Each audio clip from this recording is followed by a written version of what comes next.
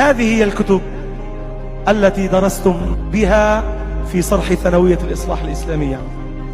ماتماتيك، سيونس دو لا في، شيمي، ليتراتور، تاريخ، جغرافيا، أدب عربي، فلسفة، تربية وطنية.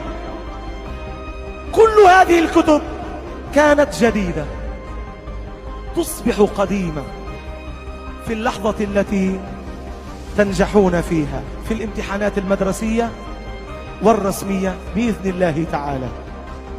بعد ذلك إما أنكم تهدونها أو تبيعونها. كل الكتب في كل المراحل الدراسية إلا كتابا واحدا هو القرآن الكريم،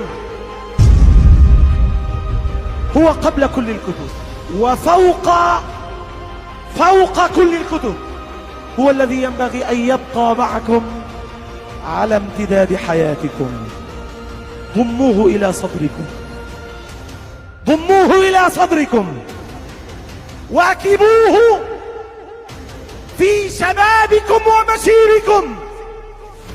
صادقوا ما كتب الله لكم من حياة. هو دستوركم وهو نبراسكم وهو قائدكم وسائقكم إلى الجنة. هو الذكر الحكيم، هو حبل الله المتين، هو الصراط المستقيم. طرفه بيد الله، طرفه الآخر بأيديكم فلا تهجروه. ابنوا علاقة محبة ووئام، لا علاقة إعراض وهجران.